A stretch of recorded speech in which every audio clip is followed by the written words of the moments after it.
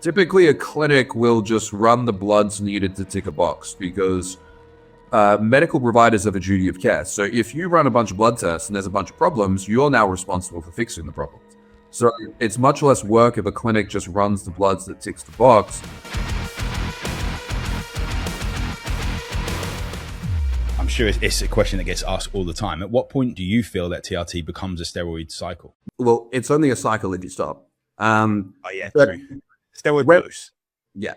So at what point does it become... Well, testosterone, bioidentical testosterone can be classified as a steroid. So but it's not an anabolic steroid derivative. So again, it's all just semantics of language. But at what point does it become super-physiological and therefore performance enhancing?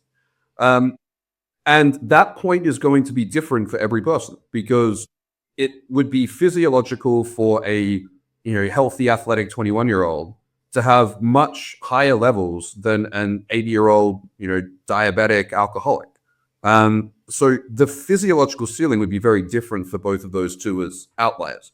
In terms of in the middle of that, for average Joe who's relatively healthy or very healthy, and let's say between 30 and 50 years old, I think it probably varies by, if we're going to talk total testosterone, actually no, let's talk free testosterone it's picomole per liter in Australia. What's the free testosterone range you use? It's just a move decimal. Nanomoles.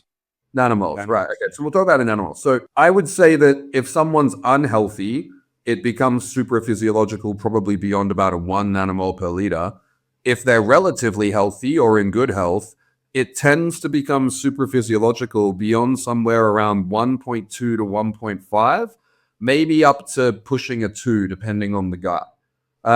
That's the point that I would personally theorize that it becomes super-physiological. There's not a study that shows that. We don't have a consensus line on that, and people will disagree. That's the point that I see people start to produce symptoms that indicate that it's beyond the body's physiological tolerance, which is typically showing up in the autonomic nervous system. So blood pressure goes up, sweating goes up, sleep goes down, sleep is more broken. They tend to be the signals that you get. And then if they run it for too long, the blood work starts to go astray. But those are typically the things that show up. But it's somewhere around that level. And then for dose, that translates to a dose for most people between like 200 and 300 milligrams per week. It would cross into a super physiological amount. For unhealthy people, it would be a bit low. With that as well, I don't know, like here in the UK, we have like BSSM guidelines to follow by the British Society of Sexual Medicine. How do you push that within a clinic?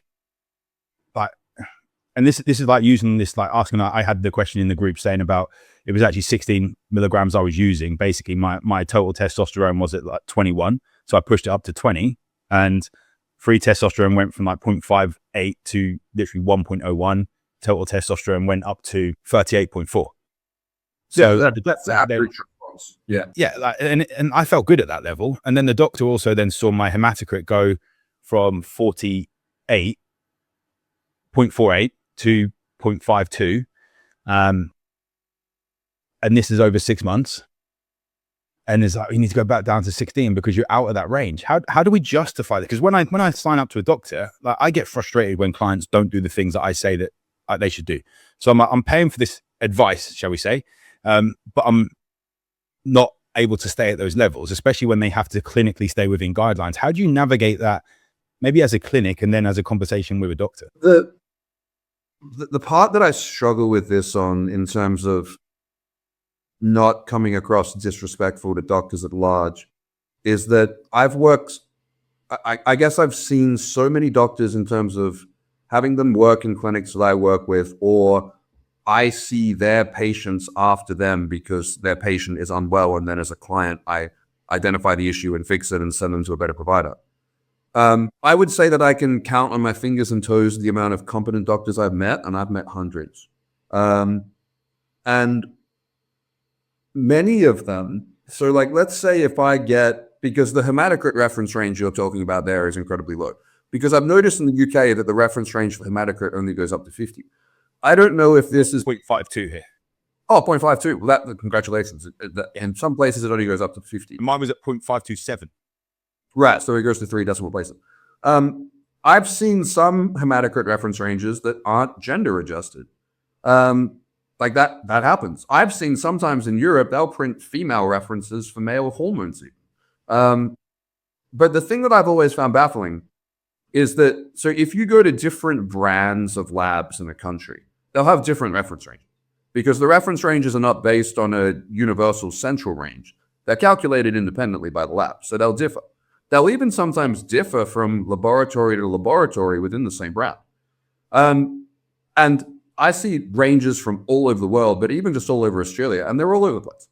But what's interesting, and I've seen this with multiple doctors, and if any doctor denies that their colleagues do this, they're lying, is you'll have one lab test with a hematocrit of reference range up to, let's say, 54, and then another one where the reference range goes up to 52.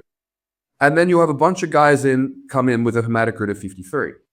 And if it shows up bold and in red because they've got the low range, the doctor will say it's a problem. If it shows up not bold and not in red because they get the high range, the doctor won't flag it. And this happens all the time, not just with hematocrit, but I've seen it happen with lipids, especially with triglycerides. LDL, the top of the ranges can vary drastically. And the doctor's recommendation or flagging it as a concern will have nothing to do with the actual number itself. It will have to do with whether it's bold and in red. And this is because many doctors do not intrinsically understand the meaning of the numbers that they're looking at, because they're spread too thin across too many things, or they're lazy. The problem with doctors, and it's the same for every profession, so I'm not going after doctors, I'm just taking them off their pedestal, is that the person who graduates at the bottom of medical school is still called doctor. So just like there are terrible accountants who still have a degree, there are terrible engineers, there are terrible teachers, and there are terrible doctors. And sadly, a lot of the doctors in the UK aren't very good, especially the standard ones that people would be going to as general practitioners. Now, there are good ones if you find them, but there's also good mechanics if you can find them. But walking into the average mechanic's office and just expecting everything to be great, trustworthy, honest service, maybe you're new to having a car. So, that's how do you deal with that? How do you navigate that? There's a couple of things. So I would find it interesting to have a conversation with a doctor to ask them and say, if we can clearly show over the last few years that the testosterone reference range is drastically lowering, what's the substantiation for this changing the practice of care for hormone replacement therapy? If we're simply observing that the average population of people who aren't on hormone replacement therapy are declining for whatever reason, why would this change the way that we correct hormone replacement therapy, which is a practice that's been done for multiple years, even decades? So it just doesn't make any sense. And the problem that you guys have with the NHS and all the regulations in the UK is that they seem a lot stricter than in any other country. Actually, no, Canada is very strict as well. Canada, New Zealand, and the UK have very, very strict guidelines. So the only way that it can be deviated outside the guidelines, as far as I'm aware, I'm not sure specifically with the UK, but the way that it works in all other countries is that it's basically a private off-label prescription.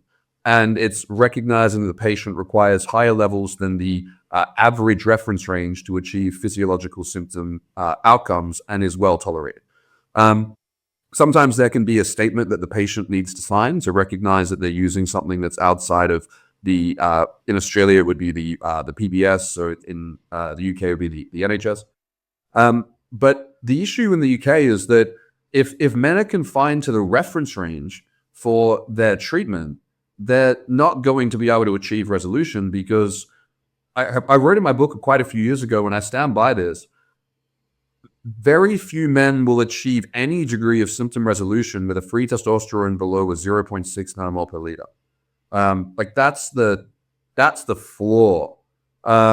Most men need to be at least a 0.8, if not a 1 to 1.2. And if men are not able to do that, and like a hematocrit of 52 is perfectly healthy and normal, because when you go on TRT, you get usually a 1 to 2 point increase in hematocrit, maybe a 3 point increase. due to the therapeutic increase in red blood cells, because you're transporting oxygen to the cell, like it's working properly. The issue is that you can also get a few point increases from metabolic syndrome, smoking cigarettes, sleep apnea, stuff that's problematic. So when you sandwich those two things together, you can get a problem. But unless you're an endurance athlete, your hematocrit's going to be 50, 51, 52 on TRT. And that's not even controversial that it's healthy. Like, once it starts getting up to like 54, 55, 56, that's when like there can be debate about being like, is this a problem? I still don't think you phlebotomize at that point. I think you correct the root cause. But at that point, it starts to be, okay, this is where it starts to get symptomatic, and you're not going to die, but it's like it starts to get symptomatic here and it should be addressed. But lowering the dose based on a 52 and respectfully to the doctor demonstrates no intrinsic understanding of testosterone replacement therapy, because that's absurd. If you've just started TRT, it is completely normal to feel overwhelmed and confused. There's a lot of new territory to cover, and there is a lot of conflicting information. I wrote TRT 101 so that you can have everything that you need to know in an instruction manual in one place that you can refer back to, that you can have all the questions answered before they even come up. TRT 101 is my best practice approach for TRT from start to finish, and it contains everything that you need to avoid all the challenges and pitfalls that I've seen come up in my clients over the last 5 years. You can check it out via the link below. I have interest, actually, just thinking out loud. I don't think it would have a massive impact, but what about if you had surgery recovery? I had gynecomastia surgery on the 14th of April and my bloods were drawn on the 15th of May.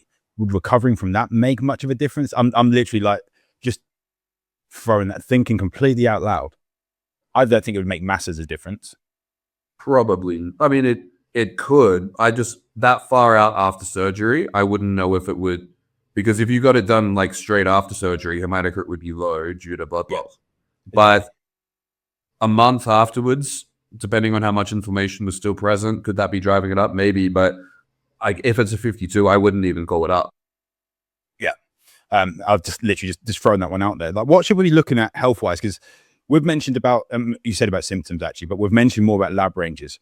I always want people to have symptom resolution as well. But if people are pushing higher to get that symptom resolution, hematocrit we mentioned, if it gets like 54, then have a look at it a little bit different. But health-wise, when pushing your dose higher to resolve symptoms, I don't really feel that pushing your dose higher just to get more muscle or more testosterone, if you've got symptom resolution, is a good thing. That's where the talk of steroids comes. But what should we be looking out for when we go to push higher? The thing is that, if people are using things like equipoise or other anabolic steroids that drive up red blood cells more, then if they take high doses, you can push hematocrit way up 100%.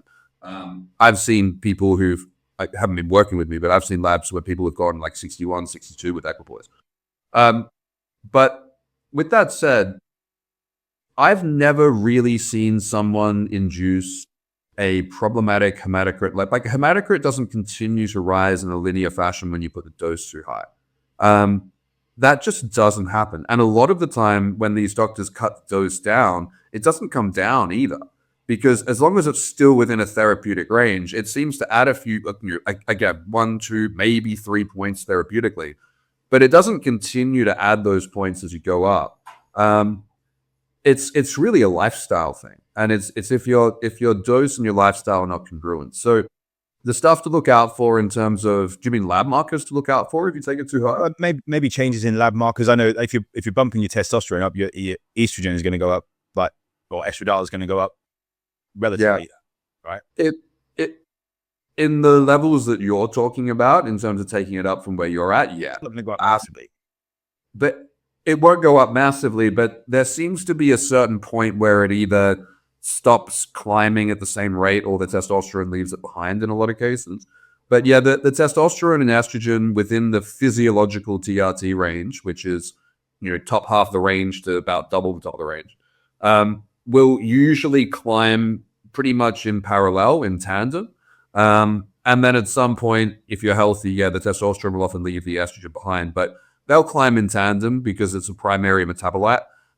It's only when people are unhealthy metabolically or drinking too much alcohol or doing other things that induce aromatase that ratio will go massively in favor of the estrogen. But they'll feel that symptomatically before it comes up on the labs. The stuff that will start to take a bit of a twist in the labs, the autonomic systems symptoms will show up first. So like the sweating after eating, night sweats, broken sleep, high blood pressure, that kind of stuff, water retention, feeling of like your head's got a lot of pressure in it. But in terms of lab symptoms, your HDL goes down. That's one that will just kind of go, like it won't drop until you go super physiological, and then it will drop. Liver enzymes will start to climb as well. And this is where it's important to have consistent liver enzyme results after rest from training, because AST and ALT will just uptick like a hockey stick kind of uptick. They're the two big ones that you see. So it's those two and the combination of the autonomic nervous system markers. It's when you add in other anabolic steroids that you start to get more blood work issues. But that's less so coming from the total antigen load and more so coming from the non-bioidentical antigens themselves. But again, that's when people are pushing into different tiers of dosing. Yeah, that's going into the bodybuilding world and shall we say, as you said, steroids as such. And on that note as well, that I think it's important to note that when you're with a clinic and they do their monitoring bloods, we need a good panel to actually do monitoring, right? We can't just have like 4 or 5 like testosterone, free testosterone, album, SHBG or something like that, right? We have to hopefully get a full panel to check these things. Yeah, hopefully. Typically, a clinic will just run the bloods needed to tick a box, because medical providers have a duty of care. So if you run a bunch of blood tests and there's a bunch of problems, you're now responsible for fixing the problems. So it's much less work if a clinic just runs the bloods that ticks the box, and then that's typically a sex hormone panel and a red blood cell count. That's typically what it is. And a lot of the time, there's not even a free testosterone on there because they don't understand what they're doing. So yeah, that kind of blood test, all that blood test is going to tell you is how much testosterone you take. That's all it does. It's useless. So when it comes to optimizing testosterone, the limitation is, and this is where testosterone's harder than stuff like thyroid, but thyroid's difficult in other ways, is like, do you need your free testosterone to be like, 0.6, 0.7, 0.8? Or do you need it to be like 1.2, 1.3, 1.4, like, or somewhere in the middle? That's a big goalpost range. Like that's as big of a range as 0 to starting to be optimal. Like that's a big range. So you're not going to know where you need to be in that range just based on testing the testosterone level. You have to test the rest of the blood markers to get all the different feedback systems from the body to basically ascertain, are you objectively healthier as a biological organism since taking your testosterone levels to this than you were before you started? And if not, why not? What's wrong? And what needs to be fixed to, correct this issue? And usually it's something else causing a problem that testosterone is highlighting. So there has to be a comprehensive panel, but at the same time, like if you get the best panel in the world done, the average doctor's not going to know what they're looking at. So it's not going to help. So the strength of the panel is a determining red or green flag as to whether the provider knows what they're doing or actually cares. It's not a solution to take a bad provider, a good panel, because it will be like, taking someone who speaks English, something in Chinese. They're just not going to be able to. Yeah. And I think you have to put the stimulus in on top of the foundation. Otherwise, you get a little bit of that confidence effect. Yeah. But probably not the amount that you're hoping to get. And I think guys go, I'm going to push the dose up. And it's going, no, you actually have to push the character up. You have to put the work up. And you have to do it over time. And I think that's where people don't like to hear that, but eventually all the shortcuts lead to dead ends anyway, and then that's the path you're going to go.